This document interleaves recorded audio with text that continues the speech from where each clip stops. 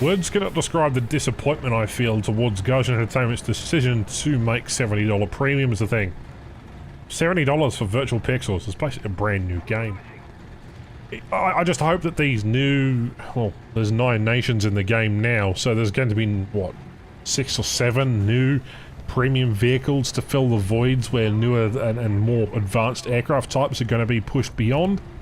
I certainly hope that at least the new rank allows for a little bit, or at least a tiny bit of decompression in a way that would benefit the game in its long term, but the game's been going for 10 years. I can see it probably having another lifespan of at least another 10 years in it. It's probably not going to go anywhere. Being the top 19 played games on the Steam store, it's a free-to-play game that everyone can get access to. It's a game that is accessible. It's a game that provides realistic but not full-on blown simulation style gameplay. If that's your thing, well, there's DCS IL-2 Microsoft Flight Simulator. If you want more arcadey, there's Ace Combat 7, Project Wingman, and a whole host of other video games. For example, World of Tanks as well. And if you sat here scratching your head like me at the choice and decision of just horrible ethics and business decisions, $70 is quite a lot of money. And we discussed that in yesterday's video, and today I thought about talking about War Thunder's potential future, at least when it comes to what could be potentially happening with regards to what's happening in 2023. Now, we already know there's F-16 dials and cockpit instruments in the game files. The A6E, the tram, was, well, discovered potentially early on as well, and it in of itself was, well, a shock when it came out as a premium. But again, we have dev servers, we have other things coming up, so that's not going to be too much of a drag, at least on, well, a testing performance basis, whether they're actually worth your money. The answer is always no, but $70 is still a lot of money. Regardless, what's coming? Obviously Eastern Bloc and Western vehicles. I can see more armoured cars coming to the game in the form of various other modifications of Western and Eastern Bloc nations, particularly when it comes to China, some wheeled and armoured vehicles that aren't the PTL-002 or whatever it's called. And maybe we'll be able to see maybe the BTRs, for example, some of the BTR series stuff. That'd be fantastic. For aircraft, I'd love to see more Fleet Air Arm stuff for the UK, the Fairey Fulmar, or maybe some float planes for Italy. They've got 3-engine float plane bombers everywhere. It'd be nice to see maybe even a Japanese search and rescue aircraft, particularly the flying boat that they have or did use back in the late 80s. You know, something like a BE-6, but not quite like a BE-6, you know? It'd be fantastic to see.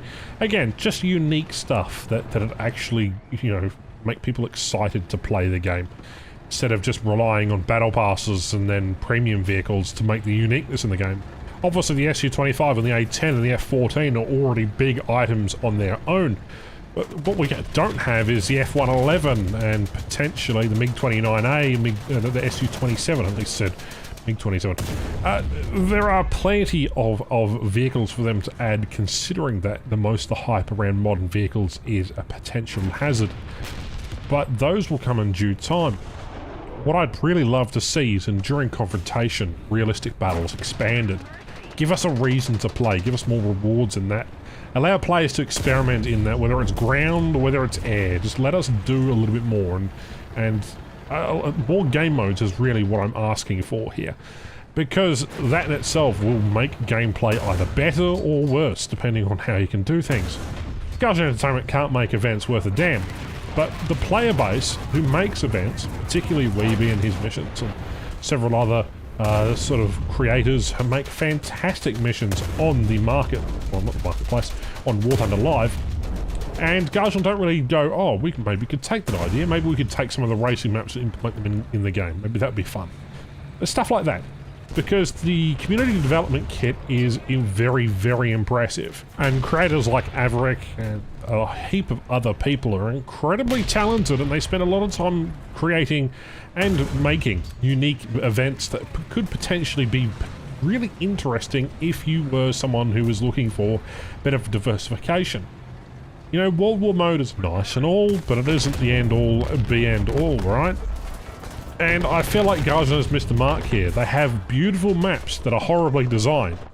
they have really good sound effects, which the sound engineer and sound designer has to change every bloody patch. But for 2023, the best thing that they could do is not to add vehicles and instead maybe give us a wider plethora of game modes. Now, we do have the Christmas event coming up. It'd be interesting to see what happens for the Christmas New Year's event. That'll be particularly interesting to see. And we've also got the Christmas sales as well, so there'll be that to look forward to. And obviously there is the new update, so there is plenty of things, at least to start out with 2023, and I hope it isn't like New Power, where it's going to be premiums for years, and then, well, rip Matchmaker for anyone who isn't playing a premium aircraft or vehicle. USS Douglas is already in the game with its ship-to-ship missiles, so it'd be interesting to see whether they'll carry that thought line or that train of thought down the line, so to speak.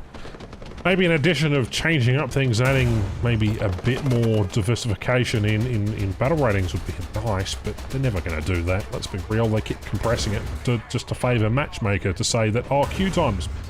And it really isn't in the best of places to really suggest those quality of life changes, because reality is, without any major update or vehicles or additions, the game basically, relies on those constant content updates.